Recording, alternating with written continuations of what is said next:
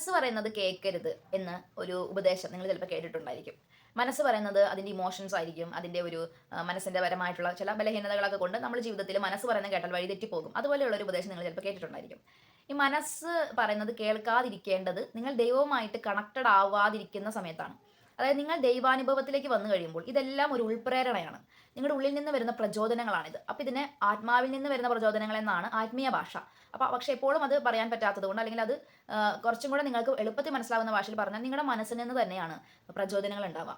നമ്മുടെ മനസ്സിൽ നമ്മൾ ചില കാര്യങ്ങൾ അഭിമുഖീകരിക്കുമ്പോൾ നമുക്ക് തോന്നും it's not something is not right, എന്തോ ശരിയല്ല, എൻ്റെ മനസ്സിനൊരു ഒരു സമാധാനം കിട്ടുന്നില്ല. ഇത് പക്ഷേ ചില കാര്യങ്ങൾ ചെയ്യുമ്പോൾ എൻ്റെ മനസ്സിന് നല്ല സമാധാനമുണ്ട്. ചില ഇടങ്ങളിലേക്ക് പോകുമ്പോൾ നമുക്ക് തോന്നും ഇവിടെ എനിക്ക് എനിക്ക് ഭയങ്കര അസ്വസ്ഥത ഉണ്ടാകും. സോ ഇതെല്ലാം നമ്മൾ എവിടെ എക്സ്പീരിയൻസ് ചെയ്യുന്നത്? മൈൻഡിൽ തന്നെയാണ്. അപ്പോൾ ദൈവമായിട്ട് കണക്റ്റഡ് ആയിട്ടുള്ള ഒരു മൈൻഡ്, മറ്റേ ഉത്തമഗീതത്തിൽ പറഞ്ഞ പോലെ നിന്റെ ഹൃദയത്തിന്റെ മുദ്രയായിട്ട് കർത്താവിനെ പതിപ്പിച്ച് കഴിഞ്ഞതിന് ശേഷം, നിന്റെ ഹൃദയത്തിന്റെ കേന്ദ്രം കർത്താവായി കഴിഞ്ഞതിന് ശേഷം നിന്റെ ഹൃദയം പറയുന്നതാണ് കേൾക്കേണ്ടത്. അപ്പോൾ ഹൃദയം പറയുന്നത് കേൾക്കണം എന്ന് പറയുന്നത് അത് തന്നെയാണ് സോൾ പറയുന്നത്, നിങ്ങളുടെ ആത്മാവ് പ്രചോദിപ്പിക്കുന്നത് ചെയ്യുക എന്ന് പറയുന്നത്. പിന്നെ അത് കുറച്ചും കൂടെ ഉയർന്ന ഒരു ആത്മീയ ഭാഷ ആയതുകൊണ്ട് സാധാരണക്കാരന് മനസ്സിലാവുന്ന രീതിയിൽ നിന്റെ ഹൃദയം പറയുന്നത് കേൾക്കുക എന്നുള്ളതാണ്.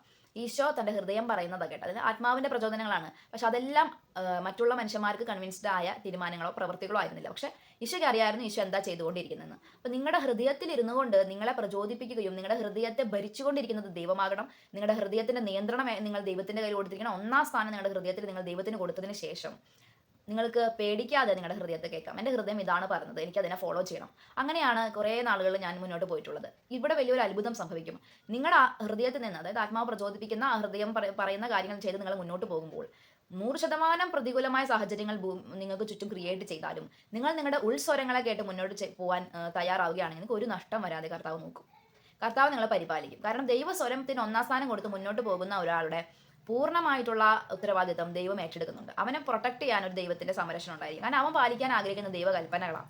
ഒരാൾ ഫോളോ ചെയ്യാൻ ആഗ്രഹിക്കുന്ന ദൈവത്തിന്റെ സ്വരമാണ്. സോ ദൈവത്തിന്റെ സ്വരം കേൾക്കാൻ വേണ്ടി തയ്യാറായിട്ടുള്ള ഒരു ആത്മാവിന് ഏതർത്ഥത്തിലും പ്രൊട്ടക്ട് ചെയ്യാനുള്ള ഒരു ഒരു ഒരു അതിനുവേണ്ടി ഒരു പ്രവൃത്തി ദൈവം ചെയ്യും. അങ്ങനെ ഒരു സംരക്ഷണം ദൈവം നൽകും.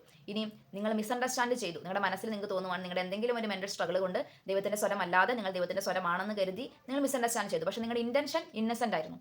ഇന്നസെന്റ് ആയി നമ്മൾ ദൈവത്തിൽ തന്നെ കേൾക്കാൻ ശ്രമിച്ചതാണ്. നമ്മുടെ ഇന്റൻഷൻ പ്യുവർ ആയിരുന്നു.